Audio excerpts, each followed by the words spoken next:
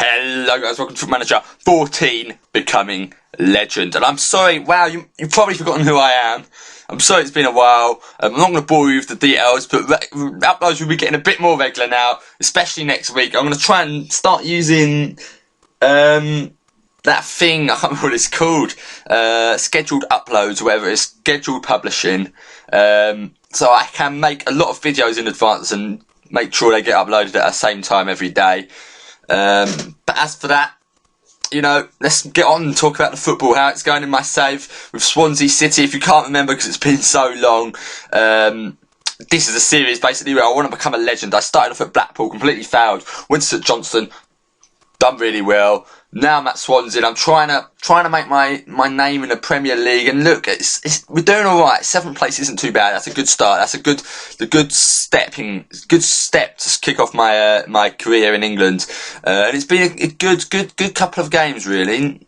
Last episode I talked about balls are for draws, and we've been boring really. 3 out of 5 draws is not good enough. First of all, Crystal Palace though was a good game, a very good game. I want to show you the goals from this one. Rodrigo Gomez has been on fire. He's been a player so far. He's been an absolute diamond.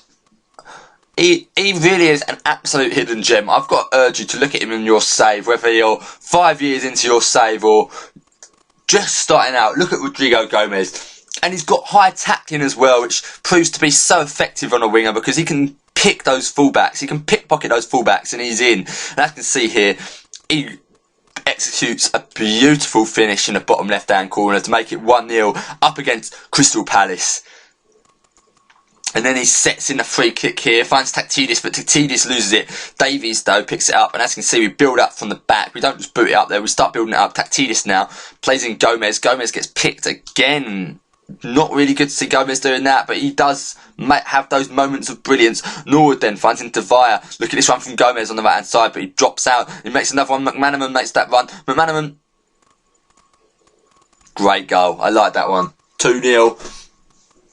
And then the last goal in the dying minutes of the game, it had to be from a corner as Gomez whipped it in, finds Oliver Norwood, and Norwood's really showing me. I didn't sign Norwood. Norwood was signed by the board before I was allocated as manager. And he's showing me really he is actually a good player, and I'm playing him a bit more now, and he's got the attributes I like. He's got high passing, high free kick taking, high creativity, and he suits that tiki-taka style. And I like a central midfielder with high tackling. I think it's really important that your midfielders can win the ball as well as keep the ball. So yeah, he's really given me another option. 2 assists and 1 goal, and he's only started 3 times. So yeah, he's given me a bit of dilemma. I've got a big squad now, and I like having a big squad. Lots of options, lots of depth. Injuries aren't really going to bother us because we've got such a deep squad.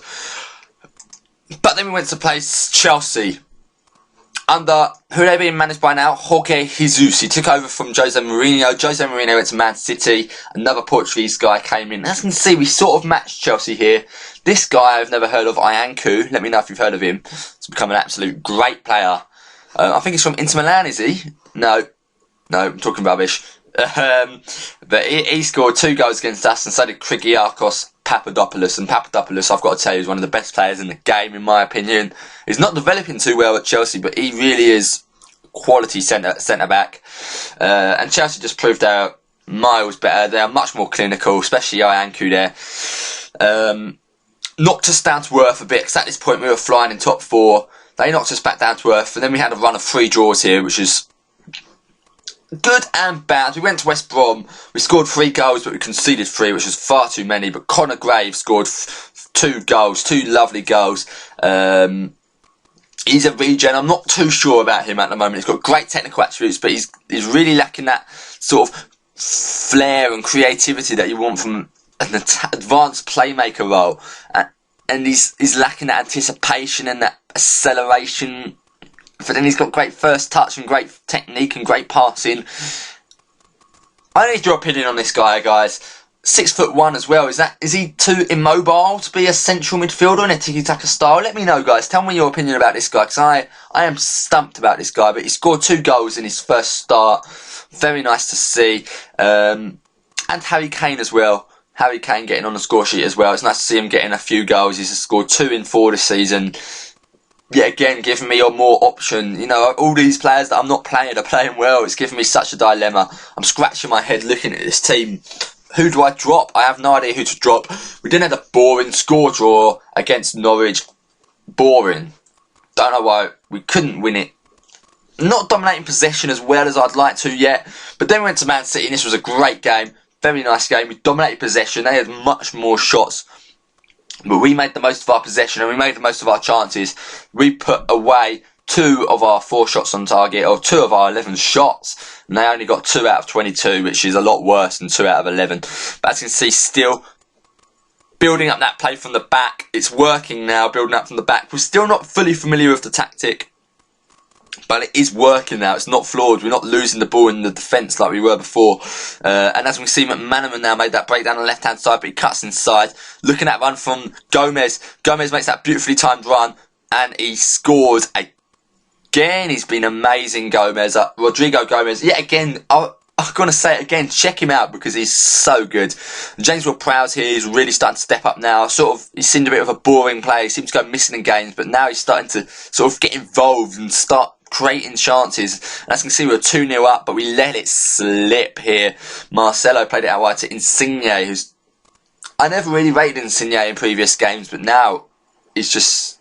He's one of the best. He's the best alternative to Messi, I think. In that role, he really is. He could be your Messi. He's the best alternative in the game to Messi, I think, at the moment. Let me know who you think. Who's the best alternative? I'm going to do a series about that coming up soon, so keep viewed, keep watching. But as you can see, it ended 2-2. I think there was an ongoing there. I don't know if that was shown. Yeah, it was, wasn't it? James Ward-Prowse. Oh, that was our goal. Where's this other goal? Did we see all the goals? Yeah, I think we did. Yeah, Aguero's goal, and then this one here. Yeah, Insigne really is a great player. But we're sitting pretty in 7th. I'm happy with that at the moment. That's sort of where I want to finish at the end of the season. European qualifying for Europe would really be the icing on the cake. That would really cement my place in the Premier League. And it would really be that step forward to becoming a legendary manager. I want to stay at Swansea for the long term now. I want to take Swansea to the top. And then I'll end my career probably at a legendary team like Barcelona or Real Madrid, something like that. I don't know, it's too far ahead.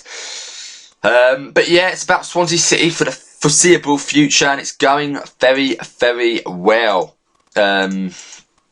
Who's playing the best so far in the Premier League? Average rating, Philippe Gutierrez has been playing very well, but he's had an injury and he's starting to decline, which is a bit of a shame. Conor Graves as well, really giving me a dilemma in midfield.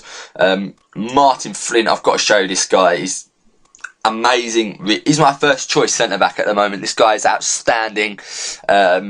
Really give your youth a chance because they can just shoot up, and this guy really has. He just keeps going. He's going to be England's #1 centre back in the future. 18 years old, and he's playing week in, week out for Swansea City in the Premier League. Very, very nice. Yeah, a lot of options really. McManaman is exciting, but he struggles to play the full 90 minutes. He's got really low stamina. I've got to work on that.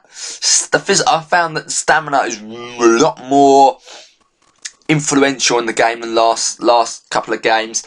Zlatan Ibrahimovic has been poor. Bought him as a sort of fun signing, but he's really, really been anything but fun. He's been a bore to watch. But you can't blame him. He's 36 years of age. Ravel Morrison as well, getting a couple of games. So much option here. I don't know really who to play. Rotating it around a lot. As you can see, so many players are getting so many games. Only a few youngsters at the bottom, and the goalkeepers aren't getting many games. But everyone else has had a game. They're getting a good run of games. Yeah, but so far these past games, Rodrigo Gomez has just been a star. 20 dribbling, just been unstoppable. Defenders are struggling against him. It's great to see. Yeah, tune in next episode, guys. Hopefully it will be transfer window. It will lead us up to the transfer window. Maybe I'll make a signing. We'll see. Yeah, I'm not really sure what to expect, but stay tuned, guys. Yeah, it's looking exciting. It's going to be a good season. I'll see you later, guys. Expect more regular uploads. I apologise for that again. Hopefully you won't be pissed off at me. I'll see you later. Bye.